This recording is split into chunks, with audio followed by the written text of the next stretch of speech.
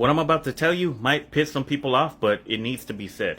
And this is the reason why a lot of people fail when it comes to affiliate marketing / digital marketing. They purchase a course to learn affiliate marketing or digital marketing, they skim through the training, and then they turn around and try to resell it. And some people have success with that. They start talking about how much money they're making just by promoting that program, and then they get more people to sign up and go through that same program. And then on the other end, you got people who are struggling to get results with that program. The reason why is because they didn't take the time to learn the skill sets that that program teaches. Now, I understand that there's some programs out there that suck and they don't really teach you anything. But I'm not talking about those ones. And the way that I see a lot of people marketing different programs out there, they just really focus on the features of that program, and your audience doesn't really understand how that's going to help them out. They don't really understand how to build a personal brand or how to use storytelling to sell your products or services.